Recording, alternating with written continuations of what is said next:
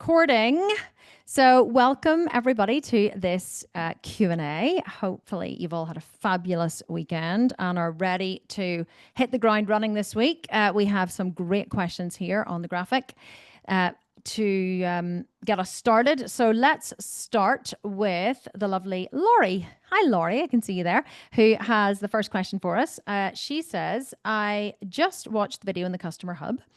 You mentioned not interchanging the meals. Since there are 4 weeks of various 1,500 calorie meal plans, can we find 1 week of 1,500 calorie meals and eat that for the 4 weeks? I'm not a foodie and can eat the same meals every day for as long as needs be. Yes, of course, Laurie. I mean, I'm surprised you're asking this question actually, because you're a seasoned sculpted vegan or sculpted menopause member. But actually, look, the calories, as long as the calories and macros are 1,500, that's all that matters. It doesn't matter. You can choose one meal plan. You can choose to interchange the meal plans. You just can't, like I was saying, which you understood in the hub, and just reiterating for those who didn't understand, you can't have breakfast from week 1, lunch from week 2, dinner from week 3, that kind of thing. But you can have, you can just follow one meal plan for the full 4 weeks. You can, have, you can change it week 1, week 2, week 3, week 4. You can eat week 1 meal plan in day 1. You can eat week 2 meal plan in day 2. You can eat week 3 meal plan in day 3 if you want. You can, just as long as you're having whole days and you're not interchanging the meals, you can absolutely do it in whatever way you want. I remember whenever I was prepping for my first bikini show, I literally ate the same thing every single day, I think for about 14 weeks. So I would have a tofu scramble for lunch and a tofu scramble for dinner. And I would have, I think it was oatmeal in the morning with a scoop of protein powder. And that was it. Scoop protein powder in the morning, protein shake after I worked out, and then a tofu scramble for lunch and a tofu scramble for dinner. And that was my food for 14 weeks every single day, because it got to the point where I was so starving that I literally just would have eaten anything that was in front of me. So whenever people are like, oh, but I don't really like this and I don't really like that, I'm like, you've genuinely never been truly hungry if you're picky, because when you are truly starving, which you usually are on a shred, you are so grateful to get any food that's put in front of you. You literally eat anything. I remember at the end of my shred, before I got on stage in 2018 it was, and I was so lean. I remember eating my oatmeal in the morning with a teaspoon just to try and make it last longer. And I would literally sit and eat tiny, tiny little teaspoons, because no matter how much I ate, I never felt satisfied. I just was permanently starving. My body was just crying out for food continually. And so whenever you're truly starving, you will eat anything. But to go back to your question, if you just want to eat the same meal plan for the full 4 weeks, you rock on with your bad self. Completely up to you. As long as you're staying on the 1,500 calories, that's all that matters. Okay, Cindy Wallace. Hi, Kim. I'm not planning to compete and will be traveling during the first 2 weeks of this program. Do you recommend that I start and do as much as possible while traveling and then start over from day 1, fully committed when I'm back from traveling?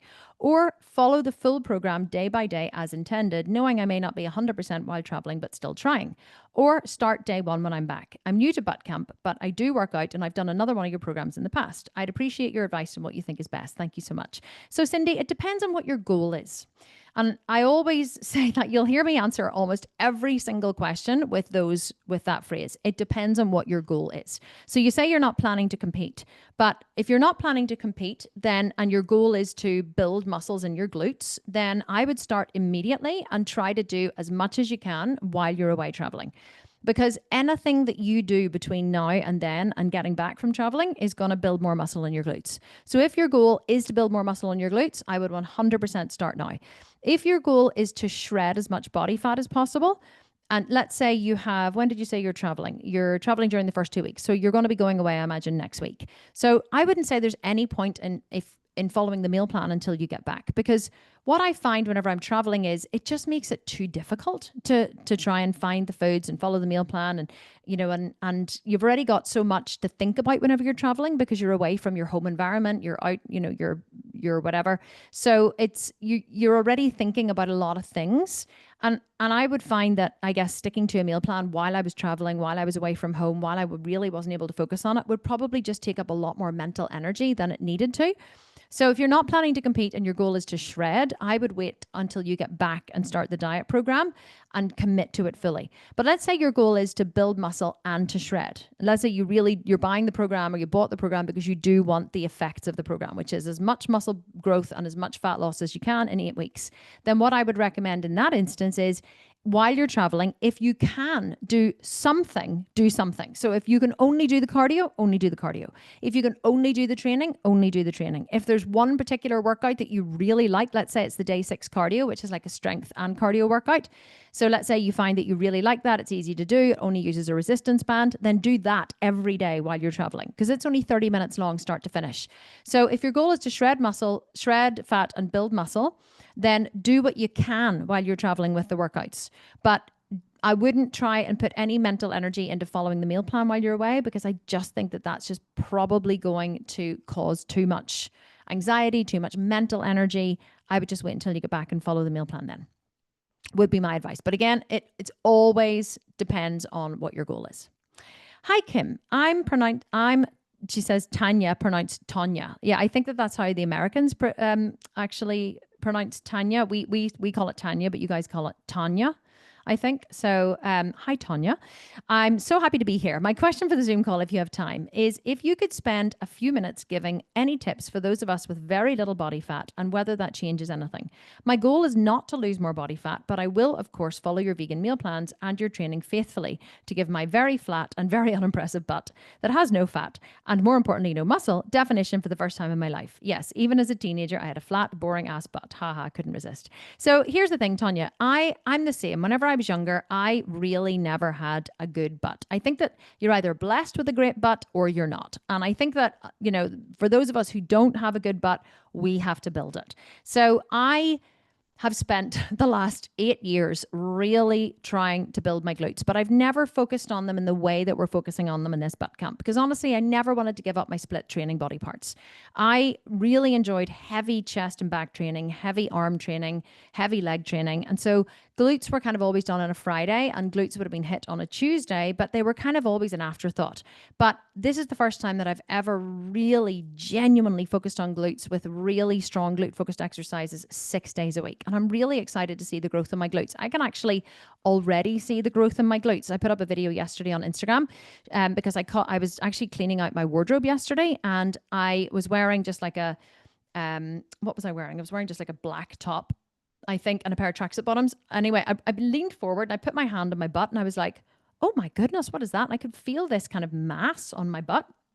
And I'm actually going to show you the video. I was like, what the hell is that? And so I pulled down my tracksuit bottoms and I was like, look at the muscle in my glutes. I couldn't actually believe it. So I'm going to show it to you guys. So this was the muscle. Can you see this on the camera? This was the muscle in my glutes. Do you see the muscle in the back of them there? I'm trying to pull this up here so you can see. I don't know whether you can see that or not, but the mass on the back of my glutes, like that is all new. Let me turn this around so it's not shining. That mass on the back of here on the back of my glutes is actually all new where my hand is. And I never had that before. And so I have this huge kind of lump of mass now in the back of my gluteus maximus that genuinely was not there. So I'm actually really excited by how much my glutes have grown. Now, you are really lean, okay? So you're basically where I am now. So what would you do with the meal plan? Well, if you don't want to lose any more body fat, I don't know that I would be following a shred meal plan. I think I would be eating more food. So by all means, follow the meal plan. And most of the women here are going to hate you. They're like, we hate all the skinny girls. I'm joking. Who don't need to lose any body fat.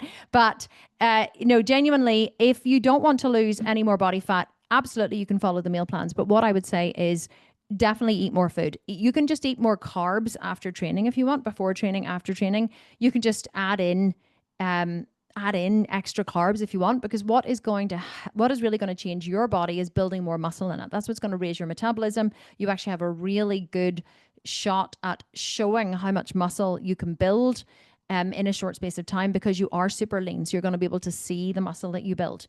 So what would I recommend? Let me see. You said your goal is not to lose more body fat, but to build muscle. So here's the thing about the meal plans. The meal plans are super healthy. They will really help your digestive system. They will give you structure. They will help you, help your body get healthy. Because of the way the meal plans are laid out, unless you have a super healthy diet, I would probably follow them anyway, just to give your body the best shot at getting really high protein, really good nutritious food, and see what happens. But if you don't want to lose any more body fat, I definitely would add in some extra carbs, because that is going to give you extra energy, and it's also going to help to feed the muscle that you are building, because you're not going to have a lot of body fat to burn to feed the muscle. Because don't forget, your body has two sources of energy. It has fat from, no, it doesn't have fat. It has energy sources. So it has energy that comes from your food, from the food that you eat. And it also has energy that comes from body fat that your body burns or breaks down into triglycerides to become energy stores. So those of us who have a little more body fat will be utilizing body fat for energy. So people always say about how, oh, you can't build muscle on a shred. Well, you can build muscle on a shred, actually, because what a lot of people forget is your body uses its secondary energy source, which is fat store. So if your body doesn't have enough readily available energy to feed your muscle tissue, it will break down fat store and feed that to the muscle tissue as energy. Muscle tissue or fat stores are not only used for kind of kinetic energy, to move around. Your body doesn't understand where the energies come from. Your body just understands that it needs energy.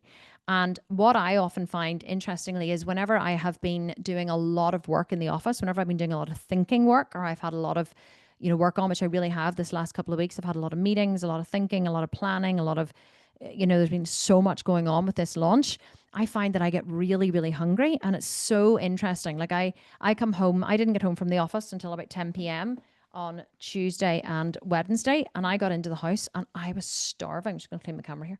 I was absolutely starving. I had eaten my dinner, and normally once I've eaten my dinner, and I usually have it quite late, about 7 o'clock, and that's me. I'm not hungry anymore before bed. Sometimes I am, and I'll have a snack, but I got home from the office and I was ravenous, and I, had to have 2 pieces of toast. That's because my brain was using a lot of energy. I'd literally sat in the office here and done nothing, but I was absolutely ravenous because my brain had literally used all the energy, all the available energy in my body.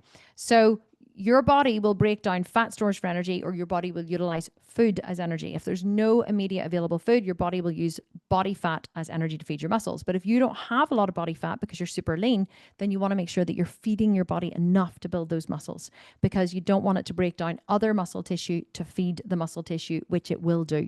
It will catabolize other muscle tissue that is not broken from training, and it will use that to repair the stimulated muscle fibers that you have just trained. And that is absolutely what you don't want. So you want to make sure that you have enough either body fat or enough energy coming in from food to feed those muscles and make them grow. So definitely eat a few more carbs.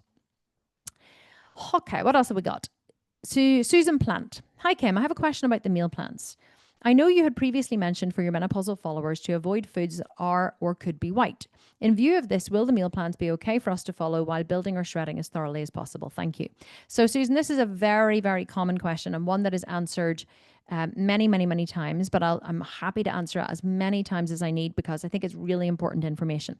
So I almost wish that I hadn't taught the menopause principles of avoiding foods that were white. Ask yourself, is it white, was it white, or could it be white? And so for those of you who don't know what the menopause principles are, there's basically 2 ways of eating that I used to teach for women in menopause. One of those ways is, if you're not following a calorie and macro controlled diet, what I recommend is that you avoid white starchy carbs. So white starchy carbs are anything that is white, was white, or could be white. So this is white or brown bread, white or brown pasta. It's quinoa, couscous, any wheat-based products, even anything such as black bean pasta, anything that has had the fiber removed effectively. So people quite often ask me, oh, well, is lentil pasta okay? Is black bean pasta okay? The answer is always no, because in order to make pasta from lentils, you have to remove all of the fiber from the lentils. So basically, even though you're getting the nutrition of the lentils in a lentil pasta or a black bean pasta, it's still a white starchy carb effectively, because what makes something a really good food, a really good diet food, is if it is full of fiber. Because fiber is, whenever you eat something that is full of fiber, it only about 20% of it is actually broken down and passed into the bloodstream. So think about it this way. It's not what makes it into your stomach that's important. It's what makes it into your bloodstream that's important.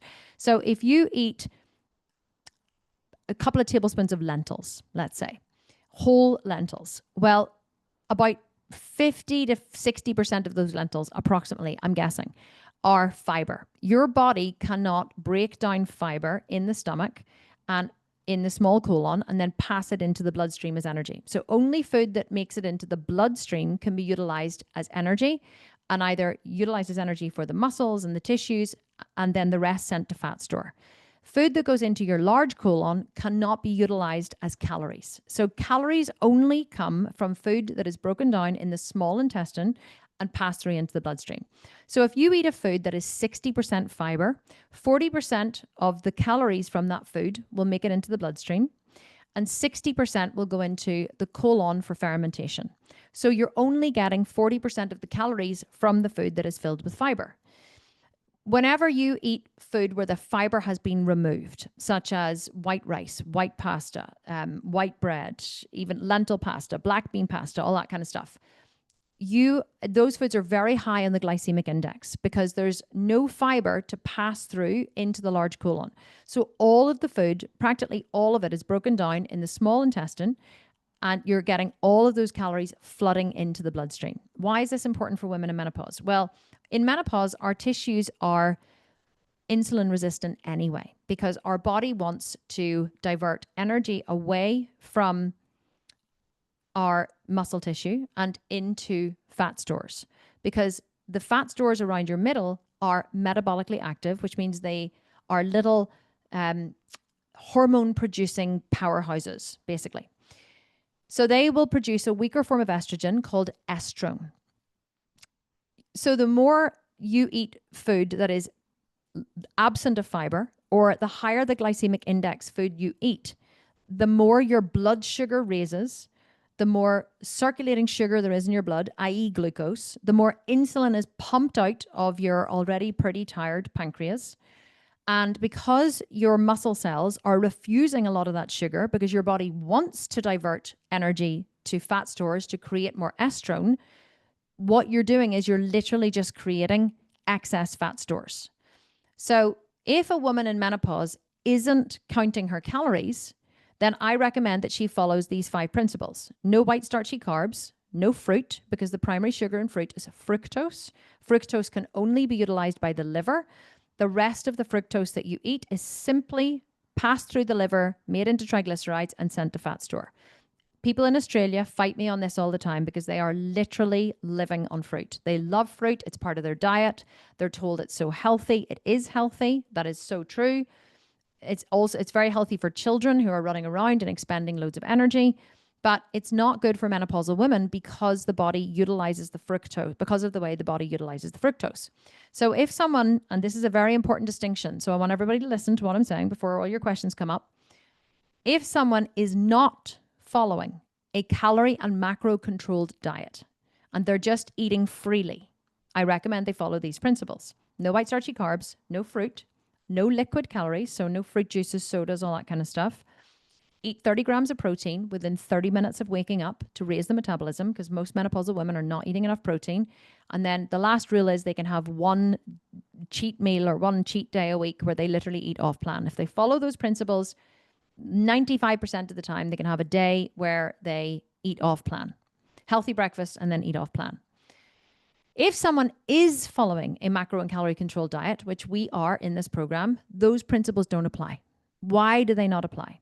Because what we're trying to do is we're trying to create an energy in, energy out balance. So if you're eating 1,500 calories a day, and some of those calories contain white starchy carbs and fruit and liquid calories, and your body is creating insulin resistance to divert energy to metabolically active fat stores to produce more estrogen, which will still happen whether you're eating calorie controlled diet or not, because you're restricting the amount of calories that are coming in, it doesn't matter if your body diverts energy to fat store and creates more fat stores, because your body will burn those, will break down those fat stores again, turn them back into energy, and send them back to the tissues whenever the tissues need them.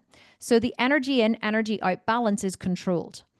And that's what I think a lot of people miss. They don't understand that the menopause principles only apply if you're not counting calories. Because if you are counting calories, even if energy is converted to fat store, it'll be broken down again and converted back into energy because you're not going above what your body needs. So you're doing energy output through cardio and training. You're limiting energy input through a macro and calorie controlled diet. So you keep the balance the same because your body is breaking down energy, sending it to the muscles, sending it to fat stores, breaking down fat stores, sending it back to the tissues for energy, bringing in energy, muscles and fat store, breaking down fat store, sending it back. So you've got this energy balance in and out all the time.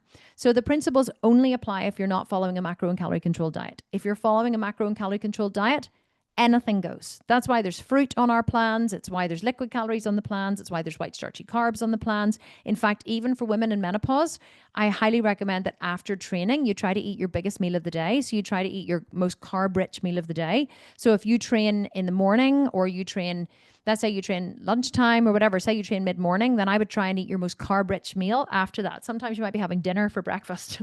I've done that a lot of times. So you don't have to, of course, but it's just it just means that your body's going to utilize all of that energy that you're giving it. So that is why on this program, which isn't specifically for menopause, which I know you know anyway, that's why we don't worry about the rules, the menopause rules, because they're only for people who are not tracking. So hopefully that makes sense and I've explained it. It is a question that we get a lot and people say, but there's fruit on the program. My body's going to turn that fruit into fat. And I'm like, well, even if it does, it doesn't matter because your energy output is high, your calorie input is low. So your body will break down let's say it did create, turn the fruit into fat. Well, it's going to break the fat down back into energy and send it back to your tissues again. So it doesn't actually matter if that happens. And in fact, that's good because you're making your body work hard. You're making it convert it into fat, convert it back into energy, right? So it's good to make your body work hard because that raises the metabolism. So that is why we eat the way that we eat on this program. So great question. Thank you for asking it. Okay, we have Anki Mukherjee. Anki Mukherjee? Hopefully that is how I pronounce your name. My body weight is quite low. I've got a 20.3 BMI, but my body fat is high, around 26%. Okay, so you're saying my body weight is low, but you didn't tell me what your body weight was. I want to get down to 20 to 22% body fat, and I need to build muscle. Would you recommend following the shred as it is, or would I spend a bit more time building muscle? I'm not competing for cash. I would follow the plan exactly as it is, because if you want to reduce body fat and build muscle, you can do both at the same time. So I definitely wouldn't be just, especially if you're 26% body fat and that is higher than you would like, I would 100% follow the plan as laid out because you will still build muscle. In fact, you'll build loads of muscle, especially if you are eating unlimited free foods as well. It is really genuinely an enormous myth that you need to pack in loads of food to build loads of muscle. Yes, maybe if you are a heavyweight bodybuilder or a woman competing in women's physique category and you want enormous legs and a massive back and you really want to pack on as much muscle as possible, then I would say 100% you stuff your face and you pack everything you can into that muscle. But if that isn't the case for you, which is not the case for most women in this program, it's absolutely not necessary. So I would 100% follow the plan as is, see what results you get at the end of it, and then decide where to go from there. Because the other thing is, a lot of women have never actually followed a structured program. So they've never followed a structured calorie and macro controlled diet, a structured cardio program, and a structured training program. So the beautiful thing about following a structured program is at the end of it, you can say, okay, now I have data. I have actual data that when I follow these amount of calories for this amount of time, when I do this amount of cardio for this amount of time, when I do this amount of training for this amount of time, these are the results I get. But if you're just kind of going, well, I'll eat a bit of this and I'll eat a bit of that and I'll do a bit of this training and do a bit of that training, and you're not actually following a structured plan, you can't get to the end of it and say, if this, then this. So whenever you follow structured plans, it gives you a real baseline for making changes and gathering data moving forward. And that is honestly why so many women struggle to keep their results after a program, and they struggle to know how best to lose body fat because they haven't followed a structured plan ever or for long enough. As an ex-professional bodybuilder, I followed structured plans for years, like 8 years I followed structured plans for. So I have so much data that if I eat a little bit of this and I eat a little bit of this and I add in these calories or I take out these calories or I add in this cardio or I do this cardio, this will happen. So I've had programs where I've done 1 hour's cardio, 2 hours cardio, where I've done HIIT cardio in between my workouts, when I've done HIIT cardio in the morning and slow steady cardio in the evening. I've had programs where I've done real high volume training in the gym. I've had programs where I've done low volume training in the gym and I've just focused on, real low rep and high weights. I've done programs where I've done only dumbbells. I've done programs and shreds where I've done, HIIT cardio, low intensity cardio, walking cardio. I've done it all. And so I know that when I do this, then this. When I do this, then this. So I can say, okay, I've got 6 weeks to lose some body fat. So I know that if I go on this calories and do this amount of cardio and do this training, I'll lose the fat that I want in 6 weeks. But the only way I know that is because for years I've been doing structured training. So sticking to a structured plan for a long period of time, and then going into another structured plan and then another structured plan and keeping everything consistent is the way that you gather a whole bank of data that you can call upon in future whenever you're not following like a sculpted vegan program, for example. So you can build a lot of data for yourself so that you can make changes and get results. The major thing that women are lacking is consistency. Like we are lacking so much consistency because we bounce around all over the place and we try a little bit of this and try a little bit of that and eat this and eat that. And then we're on the skinny teas and then we're on the running diet and then we're on the carnivore diet and then the keto diet and then the intermittent fasting. And then we're doing body pump and then we're gym training and then we're training at home and then we're all over the place. And so the reason why we haven't got the results that we crave is because we lack consistency. Because in order to get results, you have to do really boring things for an inordinately, an unfair amount of time. But we always think that we can get results faster. Let me take a wee drink. Hang on. I didn't get a chance to eat after I trained and I'm like feeling a wee bit lightheaded. So I've got electrolytes in my water though. So that's the main problem. Like women generally tend to think that we can get faster results and we should be getting faster results because we're just not prepared for how long it takes and how boring it is and how consistent you have to be. and that's really the only way that we can get results. So definitely follow the plan, see what results you get at the end of the 8 weeks, and then make another plan from there would be my advice. Michelle Pinto, just want to confirm wearing shorts instead of swimwear would not disqualify you from the competition. No, Michelle, it definitely won't disqualify you from the competition. The only thing I will say is if you wear shorts in your before and after picture, we won't be able to see your glutes. And that is, and that will put you at a disadvantage because if we can see the progress in someone else's glutes better than we can see it in yours, like your progress might be amazing, but like putting a veil over the top of your progress isn't going to give us the judges the best chance of seeing your progress. So even though you absolutely can wear shorts, and like if you are going to wear them, make sure they are flesh colored if you would, and show the size and shape of your glutes. So it definitely doesn't disqualify you, but I will say confidently that it will not show your results in the best possible way. It's like wearing a hoodie or a tank top to show your shoulder and your bicep growth. You'd be like, it just doesn't, you just wouldn't see it. So, or wearing like a long sleeved, t-shirt to, on your upper body. So it wouldn't disqualify you, but we're going to say, well, we can't see, like we can't look at the little, because what the judges do is they look at all the little nuances. They look at the glute med, the glute max, they look at the hamstrings, they look at the lift, the size, the shape, like they are literally staring up your ass. So if they can't see it properly, then it does put you at a disadvantage. That's the only thing I will say, but definitely you would not be disqualified. Paula Ruse. Hi, Kim. I've been fasting for a long time and I have my first meal at around 1 p.m. every day, so intermittent fasting. Can I combine my lunch and breakfast together? As I work at my office from 7 a.m. until 3 p.m., I'll be working out after and continue with my other meals. So honestly, you can do whatever you want. It's up to you. You can, as long as you get all the food in a 48-hour period, then you can basically do it whenever and however you want. Now, the only thing I would say is that one of the things to consider about intermittent fasting is intermittent fasting only works because of its calorie restriction. So what a lot of people do whenever they cut out one meal a day is they basically cut down their calories. So it's a very easy way for people to cut out 300, 400, 500 calories out of their diet each day without really having to try too hard. People think that there's some science behind intermittent fasting and that somehow it causes your body to burn more fat. It really doesn't. Okay. There's zero science behind fasting in the morning and causing your body to burn more fat.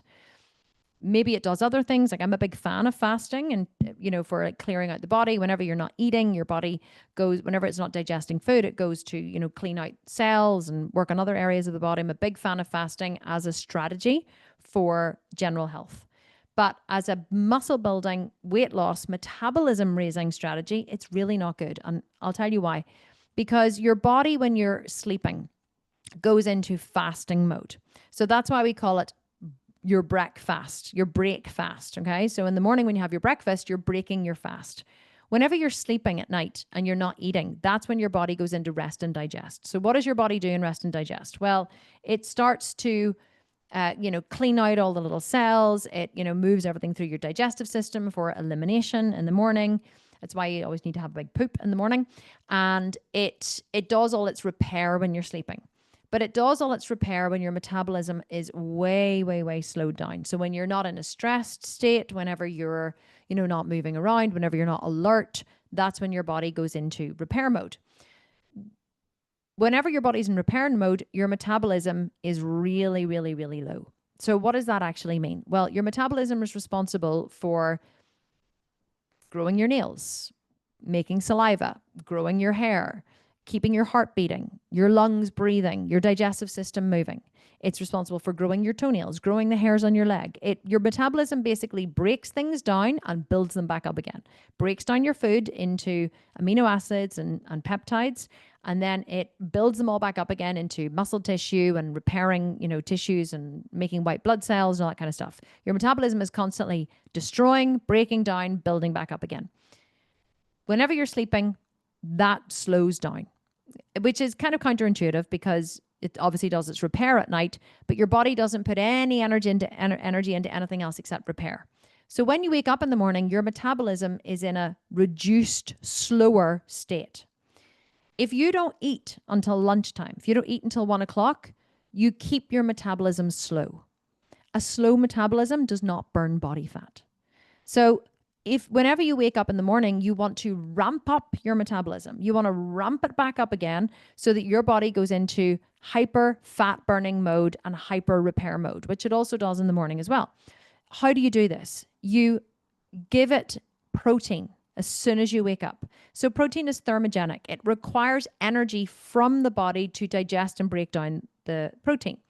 So whenever you eat protein, you literally wake up your digestive system, because your digestive system has to immediately jump into action to break down this protein.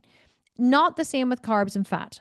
Carbs do not require the same energy from the digestive system to break them down because they're very easily absorbed through the small intestine because they have high osmolality.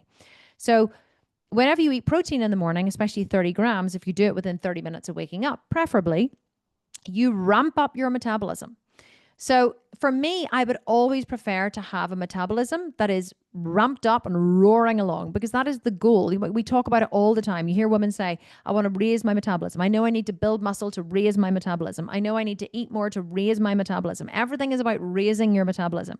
But then you get the intermittent fasters who are like, oh, but I love intermittent fasting. I love it for fat loss. And they're like, I need to build more muscle to raise my metabolism, but I'm going to keep my metabolism slow in the morning by fasting. The two just don't make sense. But I think it's because a lot of people don't genuinely understand what the role of the metabolism is. Now, can you still get good results if you fast? Yeah. If you continued with intermittent fasting for the rest of your life, could you still burn fat and build muscle? Absolutely. Are there a lot of big bodybuilders out there like Dorian Yates and actually I don't know any others, but I know Dorian Yates now does intermittent fasting, and he's like one of the biggest bodybuilders, or he was like Mr. Olympia 7 times, good friend of mine. He now does intermittent fasting. He loves it. He finds that it works for his body. He really likes it. It's, whatever. He's a big fan of intermittent fasting. Are there, caveats to every rule? Yeah, of course. And so what I'm saying is, I'm not saying that this is the only way, but I just want you to consider that it may be more beneficial, especially during a shred where your goal is to ramp up your metabolism, if you choose to eat in the morning instead of fasting. You don't even have to eat a lot. You can literally have a protein shake. But I imagine you're fasting because you think it's getting you the best results. That's why a lot of people do it. They do intermittent fasting because they think it gives them best fat loss results. But you're going to be eating a calorie and macro controlled diet, which is going to give you really good fat loss results. You're going to be doing cardio every day, which is going to push your heart rate into the fat burning zone, which is going to give you really good fat loss results. So you don't need the intermittent fasting. Most people who practice intermittent fasting don't also follow a calorie and macro controlled diet. I don't think. I know a lot of intermittent fasters, and I don't know any of them that are currently following a calorie and macro controlled diet. You correct me if I'm wrong, for anyone here who is an intermittent faster, if you love practicing it. But I don't think it's common and standard practice to skip breakfast, or have a fasting window, but also follow a macro and calorie controlled diet. And if it is, I'm totally open to being wrong, because it's not something I've ever tried or ever wanted to try, because I've always been very protective of my metabolism, and I always make sure that I eat in the morning. So just something to consider about the intermittent fasting. Again, will you still get results if you continue with it? Yes, absolutely. Because I'm all for you do what works for you. Some people are the rules that you should eat before training, eat after training, that you should eat white starchy carbs around training, that you should, blah, blah, blah. Yes, of course they are. But to be honest, from coaching 500,000 women over the last 10 years, one of the things I have learned is that everyone can get results as long as they're consistent. And it's actually better that you're consistent at something that you enjoy than you're inconsistent at something which is a better option, but you don't enjoy. Consistency wins every time. So I might say the best type of cardio to lose body fat on this shred is my cardio, my follow-along cardio. And someone will say, but Kim, I hate that type of cardio. I hate follow-alongs. You bore the ass off me. I can't be bothered to listen to you. I don't want to do that. I want to go for a big walk with my dog every day. And I'm like, okay, so if I force you to follow my cardio, are you going to maybe choose to skip it? Are you going to not enjoy it? Is it going to bring joy to your life? And you're like, no, it's going to make me miserable. I'm like, okay, well then you go for a walk with your dog. Because if you're going to go for a walk with your dog for 60 minutes, keep your heart rate in the fat burning zone, and listen to a podcast, and you're going to love life and feel joyful while you do it, well, that is going to get you so much better results than forcing yourself to do 30 minutes of cardio with me that you hate. So consistency wins every time. So everything that I always teach and everything that I'm giving you is just my kind of opinion based on the science. But what you have to remember is you doing your life the way that works for you is so much more important than anything else. And that brings me actually very nicely into something which I'm always giving off about, which is pseudoscientists or real scientists, or not, whatever, but people, let's say, influencers on Instagram and TikTok, going on about things, or going on, okay, I'm going to try and be more respectful, making 60-minute videos about very complex subjects that then influence people to change their behavior based on rules. So one particular one, let me give you 2 examples. Those of you who have followed me for a while will have heard me talk about things, I guess. Seed oils. This is a big one. There was a whole epidemic of TikTok and Instagram videos going around about how seed oils are bad for you. And my husband jumped on the fucking bandwagon, excuse my language. And he was like, oh, no, we need to buy some, coconut oil to cook with, and we can't be using that. And we have to cook with avocado oil. I'm like, avocado oil? You never heat avocado oil to a high temperature. This whole thing went around as well about avocado oil. All of these TikTokers and influencers are going around saying you should only cook with avocado oil. And whenever people said to me, oh, seed oils are bad, oh, that contains seed oils, oh, that contains seed oils, I would say to them, well, let me ask you a question. Why are seed oils bad for you? And they would say, because they are. right, okay. Why? Why are they bad for you? And they're like, well, because all the scientists say that they are. So whenever I actually asked people, why are seed oils bad? They couldn't give me an answer because all they had done was watched a 1-minute video on TikTok where some PT or scientist had come up with, had said that seed oils are bad. Zero context in the bigger picture. And so everyone just latched on, and per seed oils got a really bad rap for a while. Now everyone thankfully has the fad has moved on to something else. And so here's why that's important. If you take a tiny piece of information, such as the information that I'm giving you here about intermittent fasting or about, doing this or doing that or following the program, and you make that the be all and end all, you're missing the bigger context. So you're asking me a very specific question, and I'm giving you a very specific answer, which is fasting lowers the metabolism. Whenever you wake up in the morning, you want to raise the metabolism to give your body the best possible chance of burning more body fat and building more muscle. In a tiny snapshot, that is correct. But what it doesn't take into is any of the bigger picture of your life, your feelings about food, your history with food, how busy you are in the morning, whether you've had an eating disorder or not, whether you have Crohn's disease, IBS. Like there are so many other factors that need to be taken into consideration when making a decision. So I've given you a snapshot. But what is the most important thing more than anything is that consistency wins over time. So with seed oils, if a seed oil, which is a monounsaturated fat or a polyunsaturated fat, is heated to a high temperature, it can turn it into a trans fat. A trans fat is a polyunsaturated fat or a monounsaturated fat with an unstable molecular structure that is heated to a high temperature, so it is forced to take on more hydrogen atoms, so it becomes twisted and bent and turns into a trans fat. That's what makes seed oils bad. So if seed oils are heated to a very high temperature, turning them into a partially or fully hydrogenated vegetable fat, yes, indeed, seed oils are bad. But that is not the case for most seed oils. Most seed oils are not treated that way. And so therefore, seed oils actually mostly are not bad. But people don't know about molecular structures of fats. They don't know about poly and monounsaturated fats. They don't know about hydrogen atoms. And this whole avocado oil that was going around thing recently, or everyone was saying, oh, you should cook with avocado oil because it's a saturated fat. Avocado oil is not a saturated fat. A saturated fat is something which is completely saturated with hydrogen atoms and therefore solid at room temperature. The only actual saturated fats are coconut oil, ghee, butter, and animal fats. Liquid, when warm, solid at room temperature, because they're completely saturated with hydrogen atoms. And so avocado oil is not a saturated fat because the oil is pressed out of the avocado. The avocado is solid, but that's because it has fiber, not because it's a saturated fat.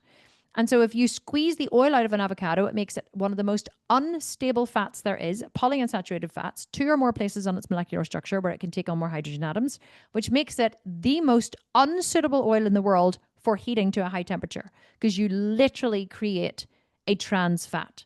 You create a hydrogenated fat, which is a trans fat, which your body does not recognize. It literally doesn't know how to digest it or process it. So it throws it into your tissue, stores it in fat cells, and that's what causes cancer. They hypothesize. So you have to be very careful about what you read or listen to or hear, especially on social media, because you're getting a tiny little snapshot of the bigger picture. So my bigger picture here is do what works for you. You love running, run. You want to walk, walk. You love swimming, swim. If you're going to do it consistently, it is always, always going to win. Consistency wins every single time over being perfect. If being perfect means that you fall off the wagon and you don't follow through.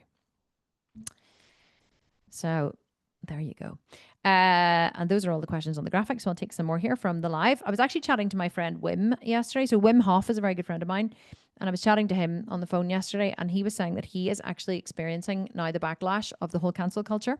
So I think Stacey Sims, who is an online, I think she's a PT and nutritionist. She's maybe a doctor. She, I think, and I could be giving her the blame incorrectly, so I may be wrong, but I know that she was interviewed recently on a podcast, and a couple of the clips were put up about how cold plunging was not good for women because of how their body processed it or whatever. And people kept sending it to me because, I cold plunged for a long time. We have a cold plunge at home, and every morning I would get into the cold plunge for a couple of minutes, 7 minutes, usually 4 to 7 minutes, really, really cold temperatures. And I would, post it every morning on Instagram. People loved watching it. And so then people kept sending this to me saying, see, you're damaging your body and this isn't good for you. And anyway, WIM unfortunately is now kind of receiving the backlash of it, because then of course everyone else jumps on the bandwagon, because cold plunging is very tough mentally and physically, and it is something that scares a lot of people. So anything that has a lot of fear around it, people usually are more aware of and more likely to share and whatever. And so he's experiencing the backlash now of cancel culture. He said to me, oh my God, cancel culture is like rife. He said he said there's all these pseudoscientists going around talking about cold plunging and saying how it's, it's not good for women and whatever. And a lot of women came to me and they said about, cold plunging and should I do it and should I not? And I said, but my answer always is, so you're saying cold plunging, cold exposure, is it like it's not good for any woman? Like every single woman in the world reacts exactly the same to cold exposure? And they were like, well, yeah, I guess so. I was like, no, I can tell you that is not true. So we take these snapshots. Stacey Sims was probably very benign in her intent. She probably had good intent. I imagine she did, just to share small data points. And then those data points were kind of blown up and shared around and made into this banner headline of cold plunging hurts women, which is so untrue. It's not even funny. But unfortunately, so many of us are so time starved. We don't have time to go and collect data and dig a little bit more into the research. They don't have Wim Hof on speed dial like I do.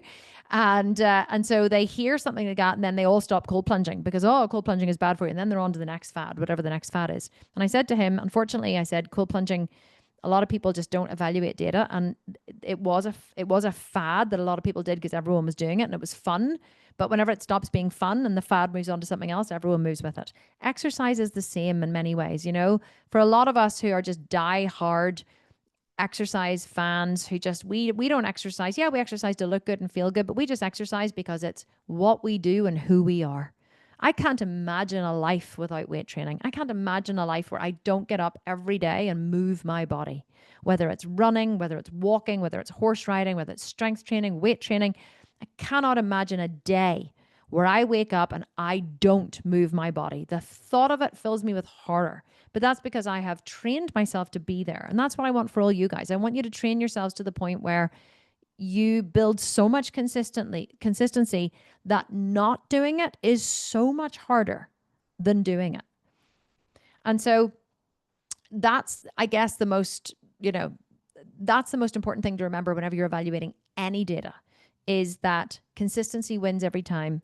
And just because you've heard a snapshot of information doesn't take into account any of the if this, then this. I get slated all the time. People say to me, I used to say, I've been heard saying, oh my God, I never eat fruit. Now, when I say I never eat fruit, I don't mean I never eat fruit. Like never, ever, ever does a piece of fruit pass my lips. I'm just like, it's just like something you say, the way you say, oh my God, I always do that. But like, maybe sometimes you don't do that thing. It's just like, you're kind of generalizing. So whenever I say I never eat fruit, I'm generalizing. And so people have like hounded me on social media going, oh, look, you're eating fruit. There's berries in your oatmeal. You said you never eat fruit. I'm like, oh my God, it was like a generalization. Of course I eat fruit sometimes, but it's funny how people just love to jump on this bandwagon of grabbing pieces of data and just making it forever. The thing, right? The absolute thing that is the way it is. And now I'm looking for the questions in the chat. For some reason, it's not showing me. There we are now. Okay, now I'm seeing the whole chat. I wasn't seeing the whole chat. Right. Jersey Jess is saying, I didn't see anything with drinks. Where is what we can drink? You can't. Water. Jersey Jess, water is what you get to drink. You can squeeze some lemons or limes into it. You can add some fizz to it if you want.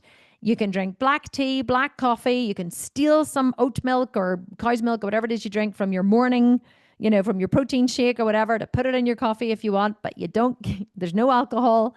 There's no drinking, there's no sodas. You want to avoid anything diet, no diet sodas, no diet drinks, because all of those things have aspartame or artificial sweeteners in them. And the problem with artificial sweeteners is they still stimulate your pancreas to release more insulin. Your body doesn't know the difference between something sweet that's caused by sugar, which has calories, and something sweet, which is caused by artificial sweetener, which doesn't have calories.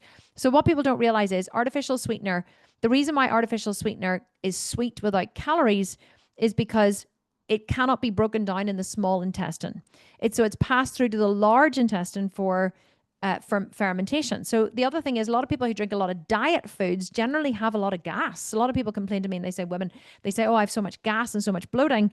But they're drinking loads of diet sodas and eating loads of diet foods, not realizing that those foods are fortified with fiber, which usually means inulin, which causes a massive amount of bloating. And they are filled with artificial sweeteners, which also cause bloating and gas, because artificial sweeteners can't be broken down in the small intestine. They must be fermented in the large colon. So you don't want to be, and also, whenever they go into your stomach, your body goes, oh my God, there's something massively sweet coming here. Quick, pancreas, start pumping out insulin. And your poor pancreas are dying from pumping out insulin, because if you're in menopause, like I am, then my diet means that I don't have a big pancreas stimulation. But if for most people who had a standard American diet, they're eating far too much sugar and far too many white carbs. And so because your body is desperately trying to store the sugar in your blood, in your muscles, and your muscles are going, your muscles are like, no, send it to fat store, please. We need more estrone. So your pancreas are pumping out more and more and more and more and more insulin, trying to force your muscles to store that sugar. And they're not getting stored, so they're just diverting it all to fat store. So you don't want to make your pancreas work any harder than they have to. And whenever you drink drinks with artificial sweeteners in them, or you drink diet sodas or diet Coke or whatever, you might think, oh, this is so delicious and sweet and it doesn't have any calories. You're forcing your pancreas to pump out more insulin. So you really don't want to do that. Your poor pancreas are overworked and underpaid as it is. So don't make them work any harder than they have to. Get used to drinking water with, like in mine, I have BCAA in here. It's nearly finished. I love this big water bottle. BCAA and a little teaspoon of sole, which is Himalayan mountain salt dissolved with water, or you can put electrolytes in there. That's nice and sweet. There's no calories in it, but it's feeding your muscles with what they need in order to grow and replenish, especially whenever you're dieting and training. Jersey Jess, I started looking at the food. Your egg has such lower calorie than an egg at a USA store. The macros are accurate, but the calories are like 20 more. What do we do? Also, I don't drink milk. Can I make oatmeal with water? Yes, 100%. You can make oatmeal with water. No problem at all. You can substitute with oat milk if you're obviously doing the non-vegan plan. With eggs, just crack it into a bowl and weigh it, right? If it says 35 grams and you want to be really precise, then crack it into a bowl and weigh it, just and have 35 grams, especially if there's like two of them. Then you can, crack them into a bowl, whisk them up, and then just weigh 35 grams on a food scale, and then just keep the rest for the next day. That is the best way that you can be super accurate. But then the other thing is, don't overthink it, right? If it says 35 grams and your egg's 48 grams, it's really, those extra grams are really not going to make a huge amount of difference in the grand scheme of things. I do say this very explicitly in the video in the Welcome Hub. I realize it's quite long, but that's why I told everyone to watch and pause and take notes. So I do say, don't overthink the meal plans. A few grams here, there, whatever, are not going to kill you. Sometimes people are like, but I added up the meal plans and it was only 1,457 calories and it's supposed to be 1,500. I'm like, nothing is precise. Even those 1,457 calories may not even be accurate, because we are trusting MyFitnessPal and food labels, and nothing is precise. So if it's like a little over or a little under, it really won't make any difference in the long run, because consistency wins every time. Okay. Tea, like green tea. Yes, green tea is fine. Green tea, black tea, herbal tea, mint tea, any of those types of teas are absolutely fine. You can have any of those that you want.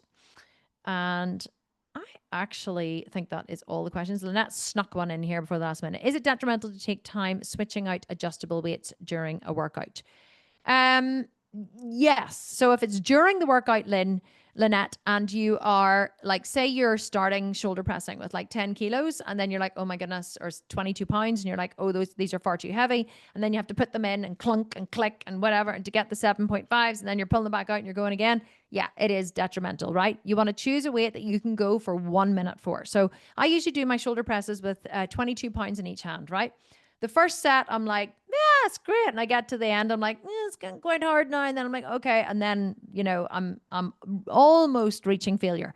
Second set, I get to about 30 seconds in and I'm like, oh, this is really hard. And I'm like having to like take a wee break at the top. Oh, I'll start to cry a wee minute. And I think I'm not going to get a third set in here with 22 pounds, but I always pick them up and I go again. The third set, I'm like crying the whole way through.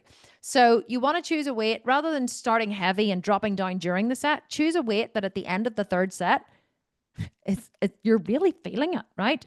So I, in the beginning, would have, whenever I first started training at home with dumbbells, I would have jumped around and tried, and dropped weights and kind of done it a lot more like I used to do in the gym, which is you start heavy, you decrease your weights, if you drop them, pick them up, do drop sets, pause sets, all that kind of stuff. See, now I don't bother with any of that. I literally just choose a weight that I can do the exercise with for the full sets with the short rest period. And let me tell you, it has not been detrimental to my body at all. I love my body at the minute. I'm so lean. I'm so muscular. I'm not like big muscular. I'm just like beautiful, lovely, lean physique. Love my body at the minute. Everything fits so well. I'm so fit. I'm so energetic. I've never felt better in menopause in my entire life than how I feel at the minute. And I am probably busier than I've been in a long time. So that's saying something. I'm sleeping great. I'm feeling great. It's just amazing. So yeah, don't try not to change your adjustable weights during your exercises if you can. Try and choose a weight that you can do all three sets with. Okay, my team, we are finished for today. For those of you who joined late, I was telling you, Kerry's saying, no question, just gratitude. I'm so happy I made it in. This is incredibly helpful. I'm so happy you're here too. I love doing these Q&As. And for those of you who are in the app, the Sculpted Menopause app, I do another one on a Tuesday. You should probably just join the app just to get the extra Q&A. You can get a 1 week free trial. So you could join today, get a free trial, join the Q&A tomorrow at 4 p.m. same time. It's a free for all Q&A. For anyone who is in the app or in Extreme Menopause Body Makeover. I was telling everyone at the start that I just recorded 2 workouts back to back, nearly killed me. My poor little glutes were literally hanging off by the end of it. And then I realized that my microphone wasn't working. So I'm just like this the whole time. And there's no sound. So it's like, so now I'm trying to decide, do I just log it in the shit bucket, just like chuck it in there and go, another day, another dollar. This day, from I woke up this morning, I woke up at 5:45. Everything that could have gone wrong today has gone wrong. You have no idea. It has been insane. We found out that like the link to the customer hub had been shared all over the internet.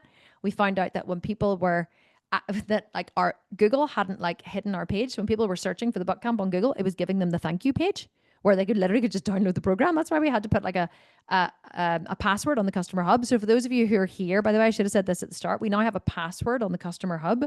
So go and check your email for the password, please. I'm not even going to give it out. I'm forcing people to go to their emails. If you can't find it in an email, it could be that you need to give us a different email or it's gone to spam. It could be that you've unsubscribed in the past. So it'll be really good. If you can't find it in your email, write to support@thesculptedvegan. We will get it for you. So I had to put a password on the hub. Then I realized that Amazon Web Services, where we host all our PDFs, had literally had changed their settings. And so whenever I was frantically searching for the Sculpted Vegan to find all of these leaked links all over all of these big forums online where everyone had shared the customer hub, what I found was every single PDF for every single program was just available for free download on the internet because Amazon was just like offering them to people. I was like, oh my God. So we had to go into Amazon and change all of the links to all of the programs. It has literally been a shit show from start to finish. Then we got to the office and the Wi-Fi wasn't working because we got our Wi-Fi changed on Friday. Couldn't connect to the Wi-Fi. It's like, and then I recorded 2 workouts. I thought this will make me feel better. I'll feel really good afterwards. Microphone not working in both workouts. So I was just like, my husband did message me and he was like, do you want me to cook dinner? I was like, I really do. Please. And bring me around a big bottle of wine. Open, preferably. So anyway, that was my day. Hope you guys had a better day. But what can you do? You have to laugh and say, well, these things obviously happen for a reason. And whatever the reason is, it's fine. Listen, I'm sure there's people who've had much worse days than me. So I have nothing to complain about. Thank you so much for being here. It's so nice to see you all. Love seeing your beautiful faces. I will catch you all next week, but I'll see you all in the group. But I'll see you all live next week. And I'll see you all in the Facebook group. And I might just muscle up here and go and do another workout. My poor glutes. I won't be able to walk tomorrow if I do, but anyway. Well, I'll let you know. If you see workout for week 2 popping up, you'll know that Kim pulled up her big girl pants and got on with it. Okay, see you all soon. Thanks for being here. Yeah, you're all looking amazing. Talk to you all soon. Bye.